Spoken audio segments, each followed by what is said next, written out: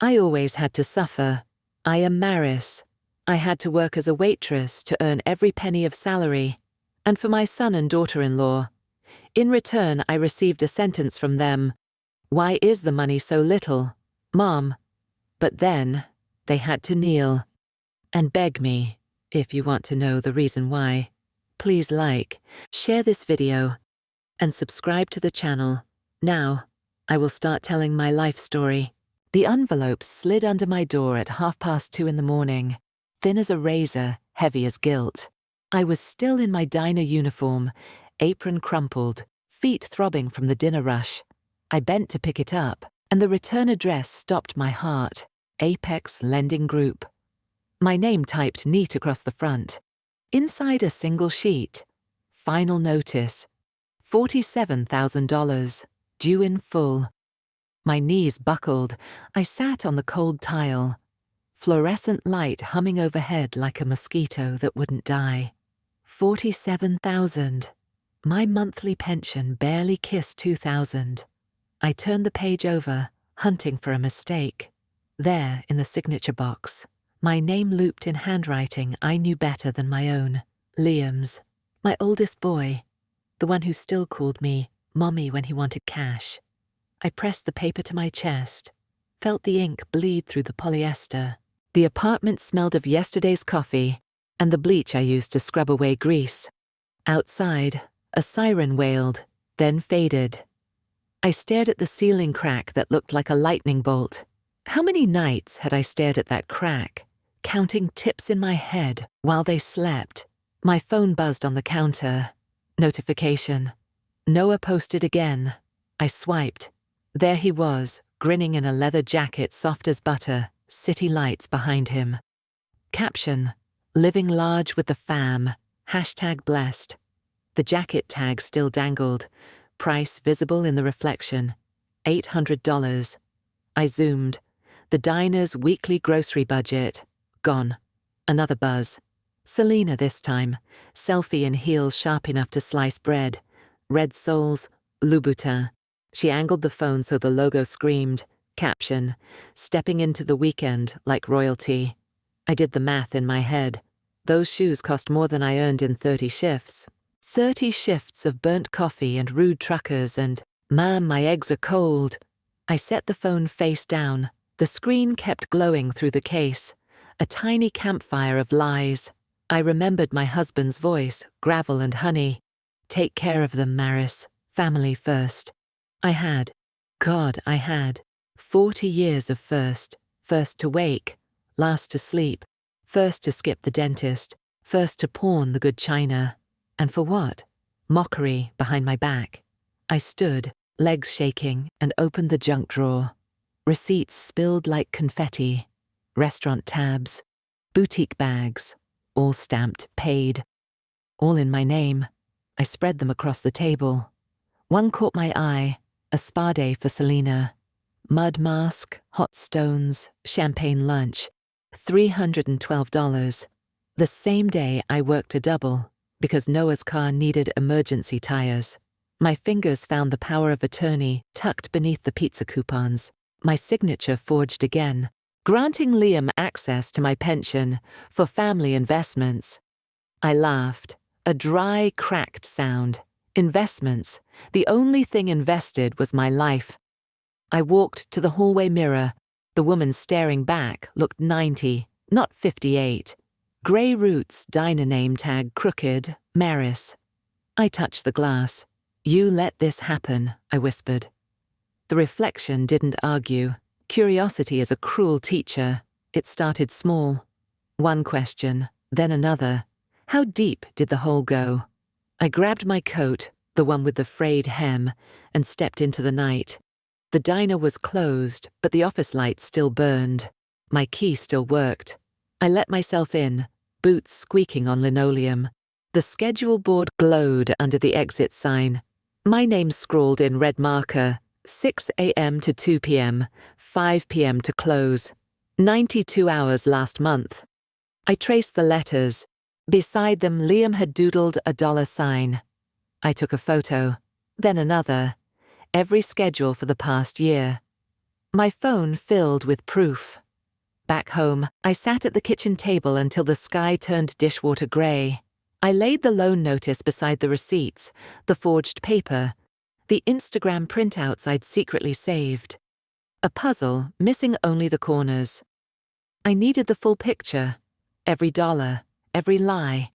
I needed to see how far they'd gone while I poured coffee and smiled at strangers. Revenge is a word I never used, not out loud, but it rooted in my chest that night, small and hot, not wild, not screaming, quiet. The way frost kills a garden, slow, certain. I would collect every scrap, every timestamp, every "Mom, it's just until the business takes off." I would build a wall of paper so thick they couldn't climb it. I recalled the first time Liam asked for a little help, just $500, then Noah's tuition, Selena's branding photos. Each time I said yes because love felt like owing. Each time they took more. I remembered my husband's funeral. Liam crying into my shoulder while slipping my checkbook from my purse. I remembered Selena hugging me at the cemetery, whispering, "We'll take care of you now." Her perfume still makes me gag. I opened a notebook. Plain spiral. 10 cents at the dollar store. Page 1. Loan Mobber 1, $8,000. Noah's startup. Page 2. Credit card. Selena's wardrobe. I wrote until my hand cramped. Dates, amounts, excuses. The margins filled with question marks. Dawn crept through the blinds, striping the table gold. I looked at the stack. 47,000 was only the beginning. I felt the shift inside me. The moment a cracked dam finally gives, water doesn't ask permission. It finds the path. I closed the notebook, tucked it behind the flour canister. Then I did something I hadn't in years. I made coffee for one, black, strong. I drank it standing at the window, watching the street wake up. Somewhere out there, my boys were still asleep in sheets I'd bought. Selena probably had a face mask on, dreaming of likes. I rinsed the mug, set it upside down. Exact, the way my mother taught me. Order in small things. I slipped the loan notice into a folder labeled taxes. Let them think I was still the fool.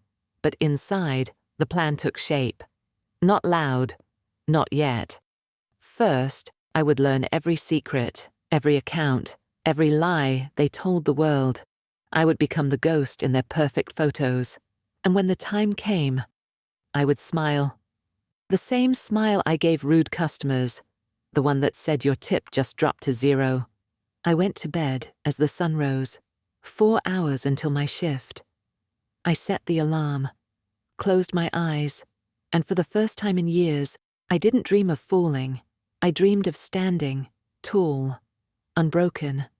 The woman in the mirror finally looked back with my own eyes. The next morning, I moved like a shadow. Coffee in one hand, phone in the other. I slipped out before the apartment stirred. The air tasted of frost and exhaust. My breath puffed white. I walked 3 blocks to the corner mailbox, dropped the rent check I'd written from my new secret account, then kept walking. No one saw me. No one ever did. At the diner, I clocked in early. Grease already sizzled on the grill. I tied my apron tight, the not a promise. Between orders, I opened the banking app on my cracked phone. 12 new credit cards, all in my name, all maxed. 73,000 in red numbers. I stared until the screen dimmed. The cook hollered, "Maris, table 4's pancakes." I blinked, forced a smile, and carried the plates like nothing burned inside. During the lull, I hid in the walk-in freezer. Cold bit my cheeks. I photographed every statement, date, amount, merchant. My fingers shook so hard the images blurred. I took them again. Clearer, sharper, proof. That night they came home loud. "Mum, we're starving," Noah called, kicking off sneakers that cost more than my first car. Selena dropped shopping bags, tissue paper rustling like dry leaves. Liam scrolled his phone, laughing at comments under their latest post. Rooftop cocktails, sunset filter. I stood at the stove stirring soup I couldn't taste. "Long day?" I asked, voice steady as the spoon. "Best day," Selina sang, twirling so her new silk scarf fluttered. "Got the cutest clutch, you'll die." "Clutch," I repeated. The word tasted like rust. Noah flopped on the couch. "Mum, can you spot me 200? Car wash subscription ran out." I ladled soup. Steam rose between us. "Sure, honey, after I pay the electric." He shrugged. "Whatever. Liam said you're good for it." They ate in front of the TV, bowls balanced on designer jeans. I washed dishes, listening. Selina bragged about a pop-up boutique. Liam muttered about closing a deal. Noah laughed too loud at nothing. I dried my hands, then quietly opened the laptop. They left charging. Password: Noah's Bidet 2001. Same since he was 16. Folders everywhere. Shopping lists. Influencer collabs. Mum covers. I clicked. A spreadsheet glowed. Columns. Item. Cost. Excuse. Date paid. Row after row. My diner tips color-coded in green. I scrolled until my eyes watered. The final total blinked. 3 to 12,400. I took a screenshot. Then another. My heartbeat drummed in my ears. I slipped into their bathroom while they argued over Netflix. The cabinet under the sink held a shoebox. Inside, pawn tickets, my husband's war medals, gold star, Purple Heart, stamped paid, dude $200. I pressed the tickets to my lips to keep from screaming. I photographed every slip, every serial number. The toilet flushed upstairs. I closed the box. Hands steady now. Cold, steady. Next morning, I called the bank from the diner payphone. "Yes, ma'am. Those cards were opened online. IP address traces to your home." The clerk's voice was kind. "You'll need to file fraud reports." I thanked her, hung up, and dialed the lender on the overdue notice. A man with a smoker's rasp answered. "Who signed for the 47 grand?" I asked. He rustled papers. "Noah Maris. Came in himself. Nervous kid." Kept laughing. Laughing. My son laughed while burying me. I started recording everything. The tiny voice recorder from the dollar store fit in my bra. I caught Selina on the phone to a friend. "The old lady will never notice. She's too busy scrubbing tables." Laughter like breaking glass. I caught Liam on speaker with a loan officer. "Put it under Maris Reed. She's good for it, trust me." I caught Noah whispering to Selina at 2 a.m. "Another 10 grand and we're set for the yacht party." Each night I transferred the files to a USB hidden in a tampon box. Old tricks from raising boys. They never looked there. I printed select pages at the library, 10 cents a sheet. The librarian smiled. "Big project?" I nodded. Family history. I found the new loan application in Liam's briefcase. Sports car, 85,000. My name already typed as guarantor. The pen lay beside it, cap off, waiting for my signature. I photographed the form, then slid it back exactly as I'd found it. Let them think I was still asleep at the wheel. One evening, I came home early. They were in the living room planning a photo shoot. "Mum, you're paying the deposit, right?" Liam asked, without looking up.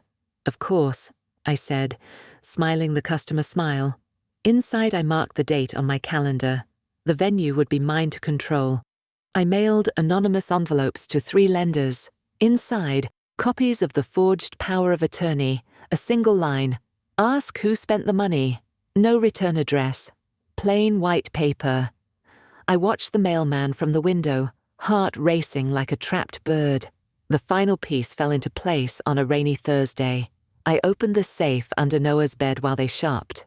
Combination, Selina's birthday. Inside, more pawn tickets, a stack of my blank checks, and a flash drive labeled evidence, my own word in Liam's handwriting.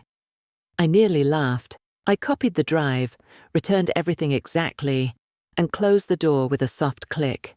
That night, I sat at the kitchen table again. The waterproof folder grew thick. Bank statements, photos, recordings transcribed in my neat schoolteacher cursive. I ran my finger down the final tally. Over 400,000 stolen, spent, laughed about. I closed the folder. The click of the clasp sounded like a judge's gavel. I poured a glass of water, drank it slow.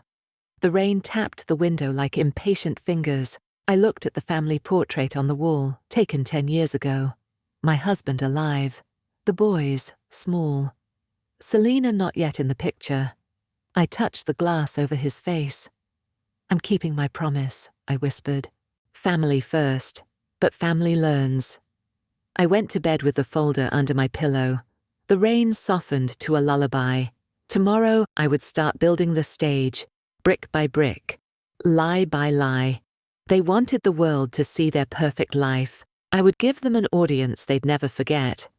The credit union sat between a pawn shop and a laundromat, windows fogged from spinning dryers. I walked in smelling of bleach and bacon, clutching my purse like a life raft. The teller, a girl with purple streaks, smiled too wide. I slid my ID across the counter. New account, cash only, no online access. She raised an eyebrow, but stamped the forms. Account number 4187, mine alone. Every Friday, I cashed my diner check at the supermarket, then walked the long way to deposit the bills. Crisp 20s folded small, tucked inside a library book. No direct deposit, no trace. I watched the balance climb. 127 43s, 412 19, 803 55 tln. Small victories tasted like dark chocolate, bitter and sweet. Back home, I waited until they left for brunch with investors. Liam's phrase, always investors. I opened the mail, heart skipping at every envelope. Credit card offers pre-approved in my name. I marked return to sender in red ink, then drove to the post office and filed change of address for every statement to a P.O. box 3 towns over. The clerk didn't blink. Family trying to help with bills, she asked. Something like that. I sat in the parking lot and called each card company from a burner phone bought with tip quarters. Fraud. Close the accounts. Send confirmations to this box. Click. Next. 12 times. My voice never wavered. The last agent hesitated. Ma'am, some charges are recent. A boutique in Paris? I closed my eyes. Selena's girls' trip last month. All fraud, I said. The line went quiet then. Frozen. Done. Ruth met me at the senior center on bingo night.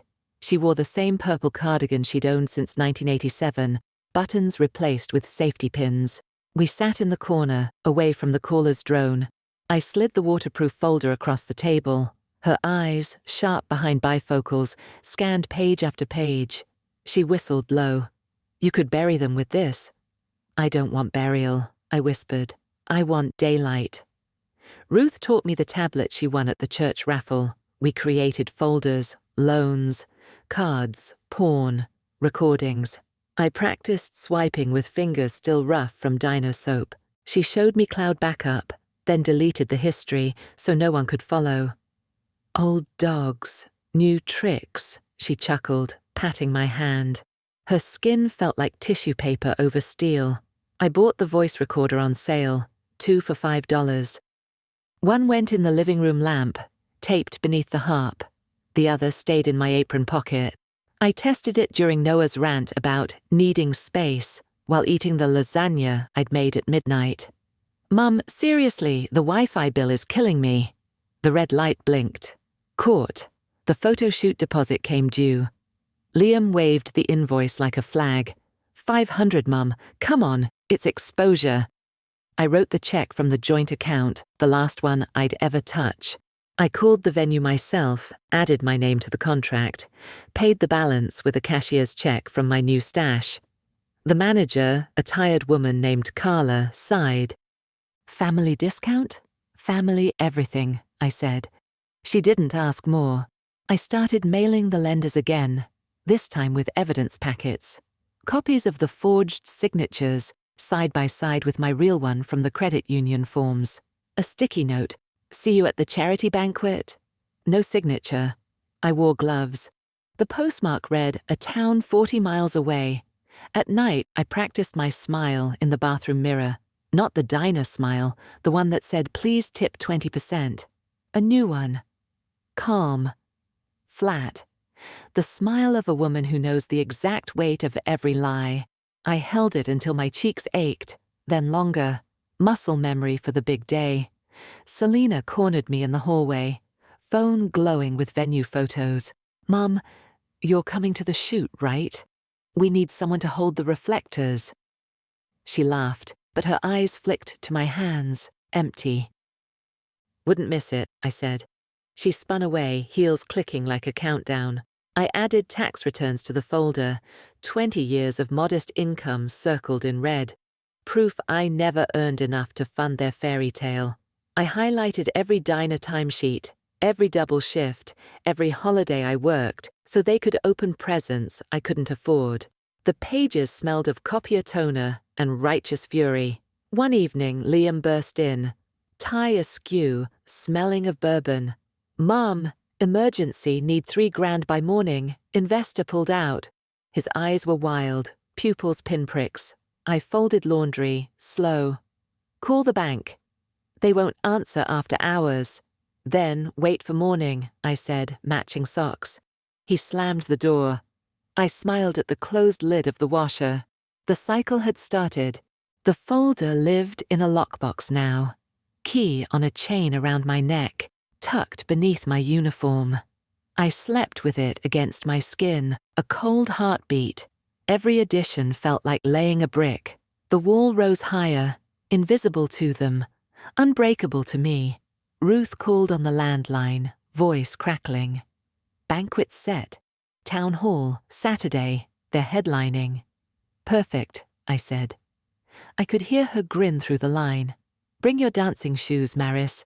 I hung up and opened the folder one last time.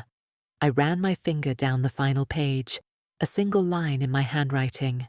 Truth, 0.0, the only debt I'd ever truly own.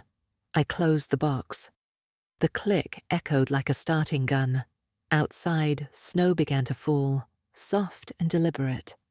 I watched from the window, flakes melting on the glass. Soon the whole town would see what I'd built. Not with tears, not with screams, with paper, with patience, with the quiet strength they'd forgotten I had. I turned off the kitchen light. The apartment went dark, but I could navigate by memory. Every creaking board, every shadow. I was ready to stop hiding in them.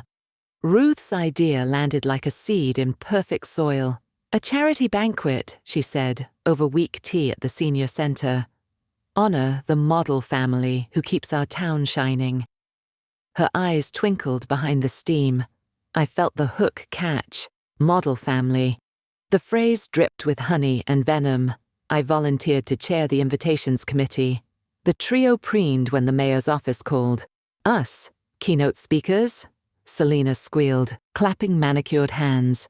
Liam puffed his chest until buttons strained. Noah fist-pumped the air, nearly knocking over a lamp. I nodded from the kitchen doorway, wiping counters that gleamed. "So proud," I murmured. They didn't hear the steel beneath. I designed the invitations myself at the library printer. Thick cream cardstock, gold foil border. Inside, "Celebrating Liam, Noah, and Selena Reed, architects of community prosperity." I added every lender's name to the guest list in elegant script. "Special invitation, front table." I licked each envelope shut, tasting paper and justice. The program took shape on my tablet at 3 a.m. shifts. Page 1. Glowing bios written by Liam, copied word for word from his LinkedIn. Visionary entrepreneur, generational wealth. Page 2. Blank, for now. I labeled it surprise. The printer owed me for covering his mother's hospital lunches. He ran 500 copies, no questions, no invoice. I booked the town hall under the family name. Deposit, $2,000 from the joint account, the last river they'd ever drink from. The manager, Carla again, handed me the master key. "Family gets full access," she said with a wink. I slipped the key onto my chain, beside the lockbox one. 2 hearts, 1 purpose. Projector test ran smooth. I stood alone on the stage, remote in hand. Slide 1, family portrait, airbrushed smiles. Slide 2, red ink spreadsheet, 312-417, glowing like fresh blood. I clicked back and forth until the timing felt like breathing. The retired judge, Harold, agreed to MC. He despised fraud the way sailors despise storms. "I'll keep the mic hot," he promised, eyes glinting. Catering contract arrived. Prime rib, champagne fountain, chocolate sculpture of the town's seal. Bill, $14,000. I signed as family treasurer, then called the company. "Deliver the invoice the night of, tableside." The rep hesitated. "Cash on delivery." "Exactly," I said. Click. Community leaders received scripted praise. I coached them in the church basement, cookies and coffee masking the rehearsal. "Speak from the heart," I urged. Mrs. Alvarez practiced. "The Reeds inspire us all with their generosity." She beamed, unaware the knife was already sharpened. I commissioned the award plaque from the trophy shop on Maple. Heavy brass, engraved, "Exemplary Wealth Management, Liam Noah, Selena Reed." The clerk raised an eyebrow at the weight. "Big night?" "Biggest," I answered, paying cash. Table cards printed next, each lender's name in calligraphy, seat numbers matching their loan files. I placed them myself during setup, fingers steady as a surgeon. Exit doors marked with subtle tape.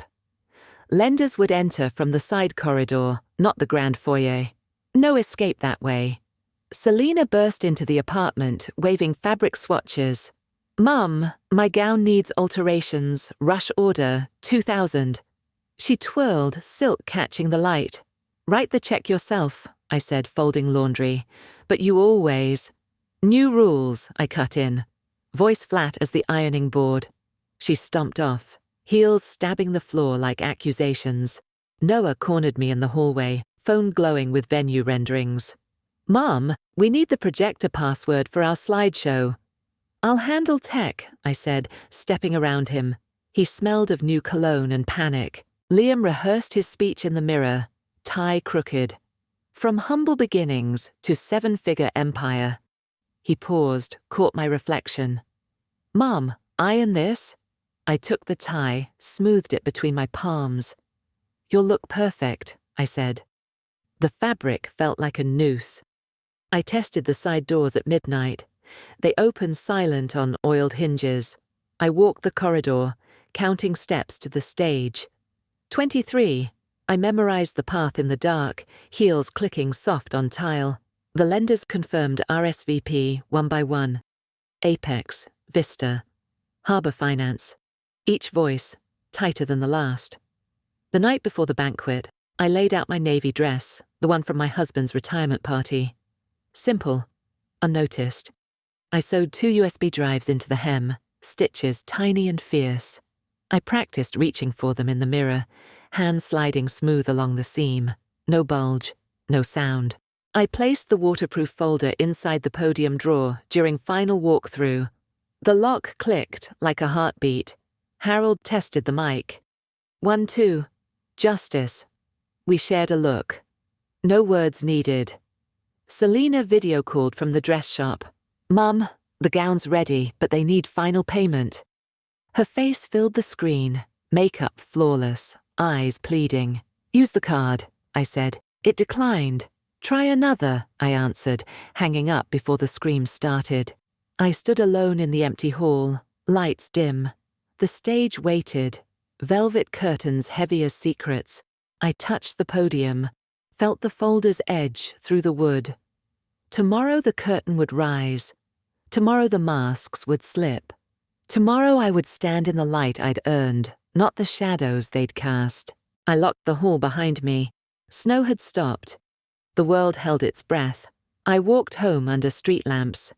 Navy dress bag over my arm like armor. The key chain at my neck chimed soft with every step. Lockbox. Town hall. Truth. The rhythm steadied my pulse. Inside the apartment, they argued over cufflinks and contour shades. I slipped past, hung the dress in my closet, and closed the door. "Good night," I called. "Night, Mom," they chorused, distracted. I smiled in the dark. The stage was set. The actors rehearsed. The audience gathered. All that remained was the final act. The morning of the banquet, I woke before the alarm. The apartment was still, only the fridge humming like a distant warning. I dressed in silence. Navy dress, hem-weighted with USBs, hair pinned tight. I looked in the mirror and saw a stranger who finally recognized herself. "Today," I whispered. The word tasted like iron. They erupted at 10, a storm of cologne and panic. Selina shrieked from the bathroom. "Mom, the curling iron died."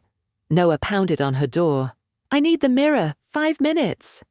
Liam paced in his tux, phone glued to his ear. "Yes, the yacht club membership is pending. Just waiting on Mum's signature." I poured coffee, black, and sipped it slow.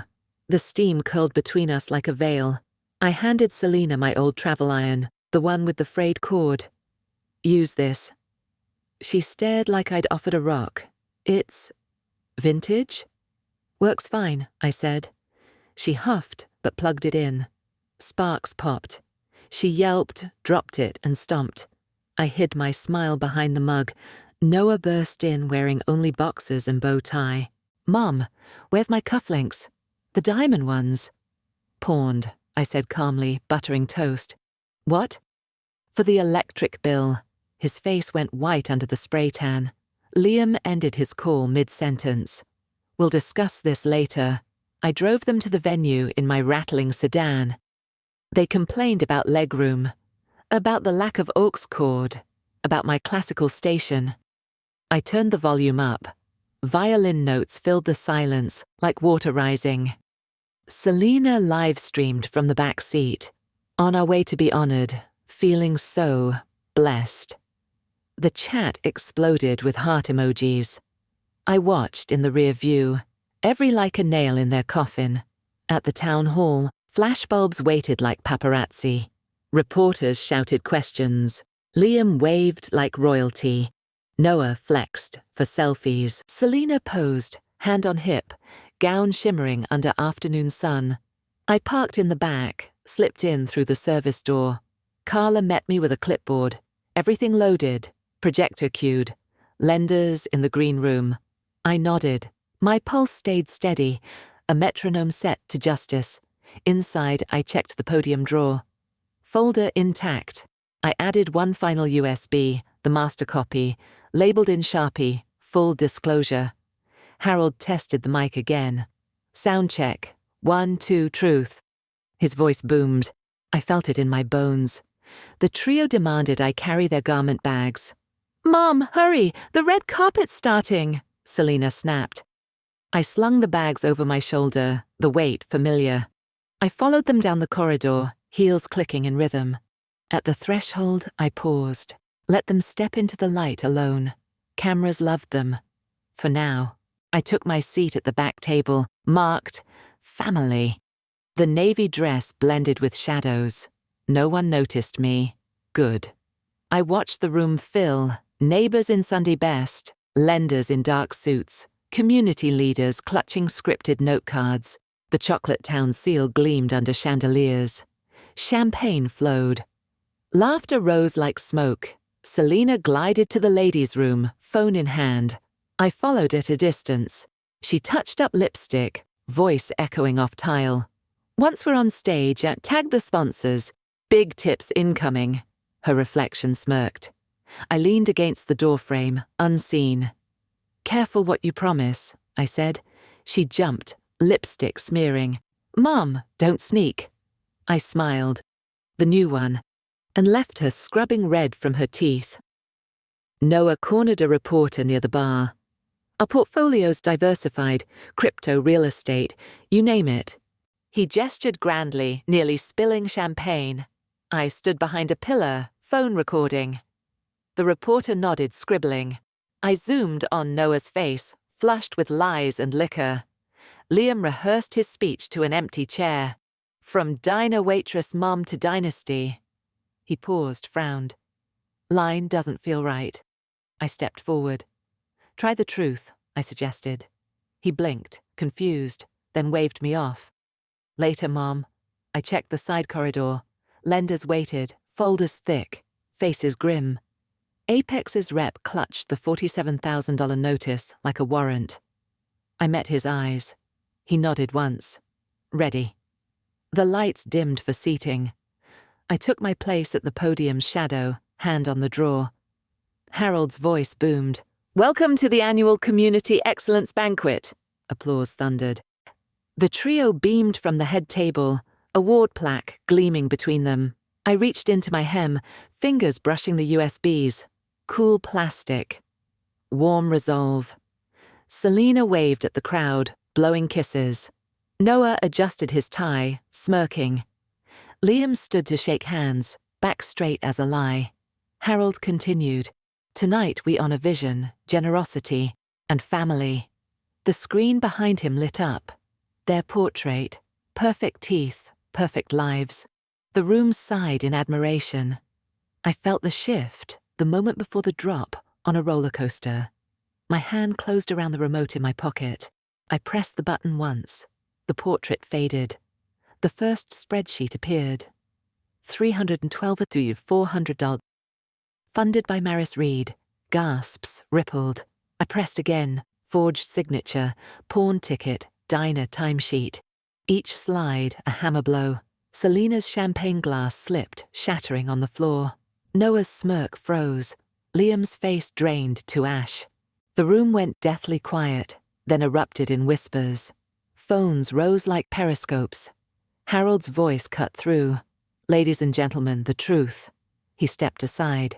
The side doors opened. Lenders marched in. Footsteps echoing like gunshots. Apex led. Notice raised high.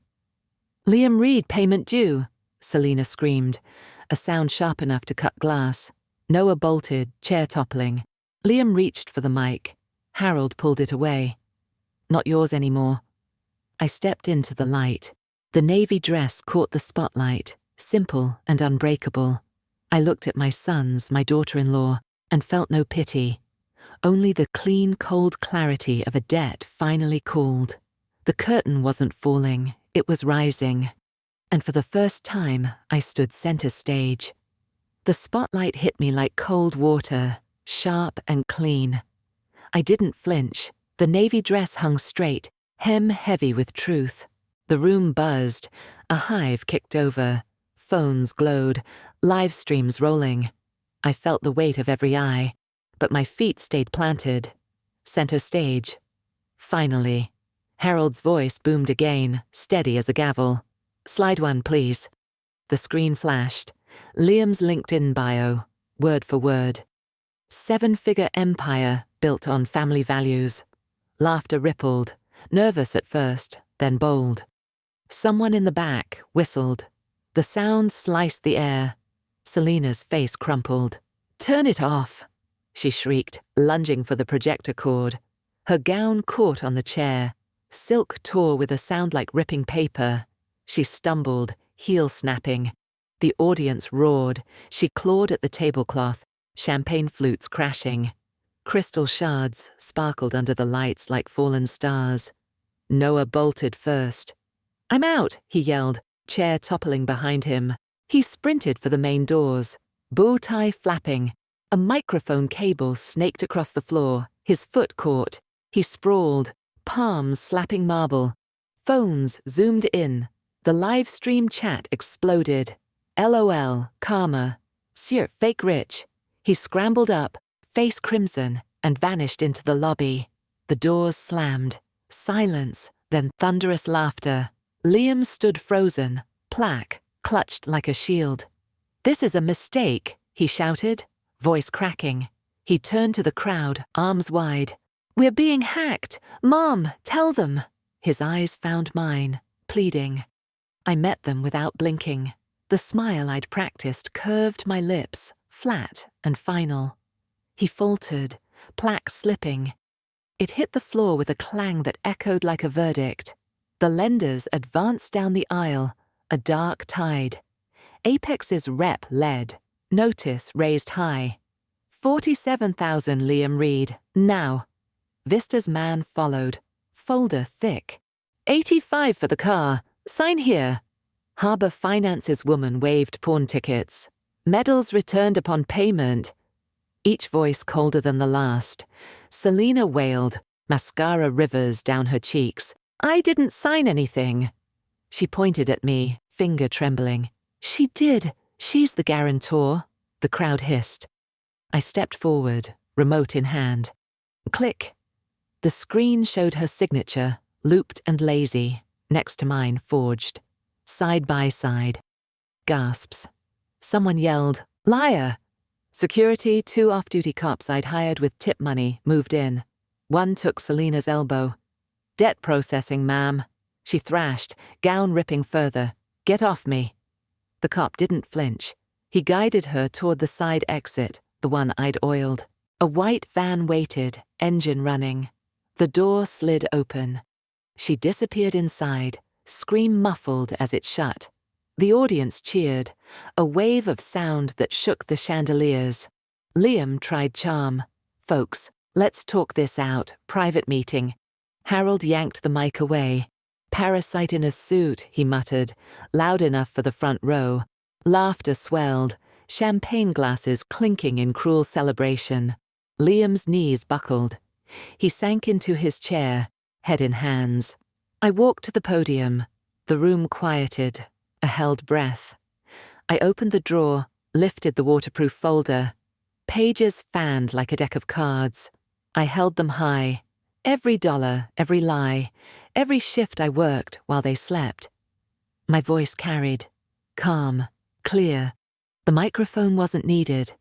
The truth was loud enough. Click. The final slide. My diner timesheet, 92 hours circled in red. Beside it, their Instagram post from the same week, private jet, fake skyline. The contrast burned. Someone in the balcony started slow clapping. It spread, thunderous, until the walls shook. The lenders closed in. Apex slapped the notice on the table. Sign the repayment plan, or jail.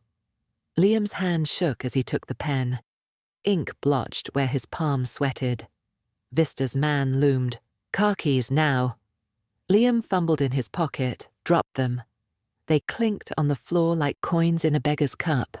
I stepped back. The spotlight followed. I felt it warm on my skin, not burning, welcoming. The navy dress caught every eye now, simple and unbreakable. I looked at the wreckage, shattered glass, torn silk, broken plaque. I felt no triumph, only release. The weight I'd carried for decades slid off my shoulders, clattering to the stage like Selina's heel. Harold took the mic again. Ladies and gentlemen, justice served. The room erupted. People stood clapping, some crying. Mrs. Alvarez rushed the stage, arms open. Maris, you're a hero. I let her hug me, her perfume floral and kind. Others followed, a tide of neighbors, co-workers, strangers. Hands patted my back. Voices murmured thanks. The lenders hauled Liam away, his tux rumpled, tie askew. He didn't look back. The side door closed behind him. The van's engine revved, carrying Selina to whatever labor awaited. Noah was long gone, a ghost in the night. The stage was mine alone. I raised a hand. The room stilled. Thank you. My voice cracked, just once. This isn't vengeance, it's truth. And truth sets us free. Applause thundered again, louder, longer. I stood in it, eyes dry, heart full. The curtains didn't close. They stayed open, framing the mess, the triumph, the new beginning. I stepped off the stage, navy dress brushing my calves, USBs safe in the hem. The crowd parted like water. I walked through, head high, the woman I was always meant to be. Outside, snow had started again, soft and deliberate. I breathed it in, cold and clean. The town hall lights glowed behind me. A beacon. I didn't look back. The unraveling was complete. The rebuilding was mine. 2 years slipped by like quiet pages turning. I woke each morning in a one-bedroom apartment above the bakery, the scent of cinnamon drifting through the floorboards, my name on the lease, my pension secure, my coffee brewed for one. The lockbox key still hung around my neck, but now it opened a file drawer labeled Silver Shield Fund.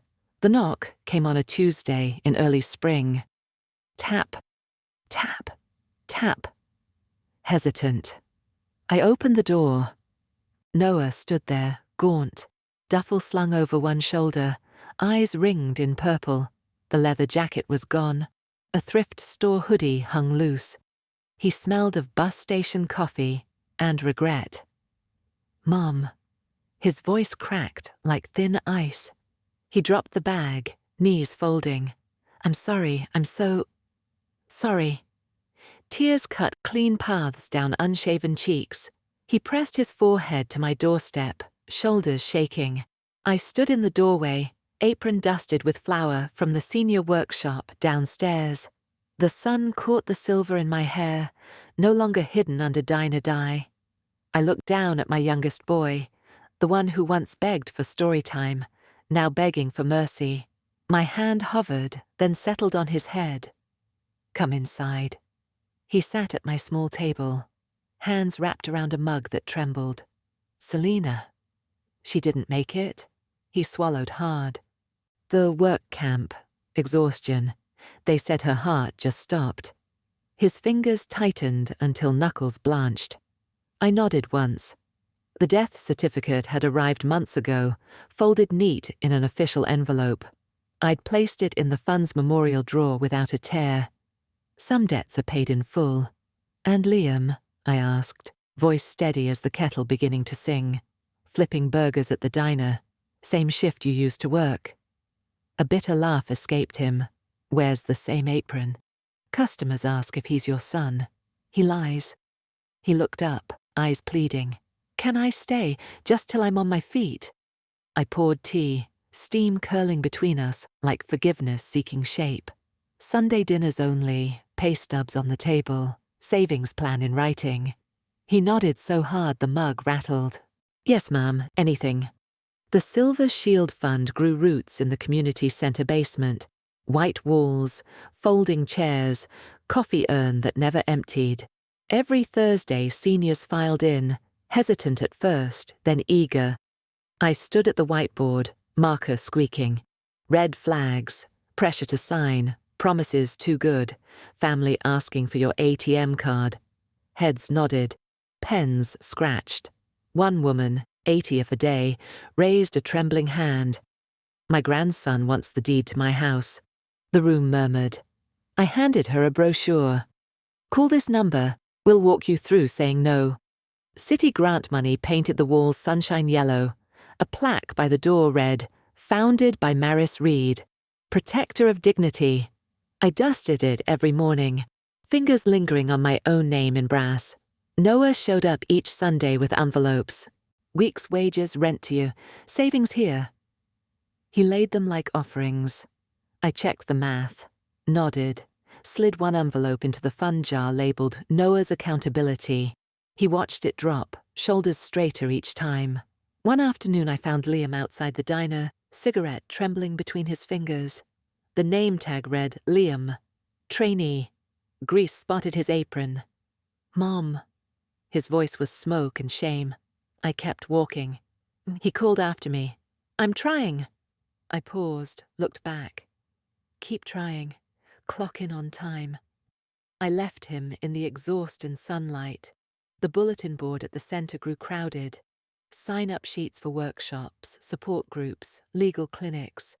I stood before it one soft June evening, pinning the newest graduate certificate. My name in bold. Maris Reed, financial literacy instructor. A small hand tugged my sleeve. A girl, maybe 10, eyes wide. Miss Maris, will you teach my grandma? She's scared of her son. I knelt, met her gaze. Bring her Thursday. We'll start with coffee. That night I walked home under a lavender sky. The bakery's neon flickered off. I climbed the stairs slow, key turning smooth in the lock. Inside, the apartment smelled of vanilla and possibility. I opened the window. Crickets sang. Somewhere a dog barked once, then settled. I took the lockbox key from around my neck, laid it on the table beside Noah's latest pay stub. The chain coiled like a sleeping snake. I poured a glass of water, drank it standing at the sink. The reflection in the dark window smiled back, gentle, unbroken. Love without accountability enables cruelty. I'd learned that the hard way.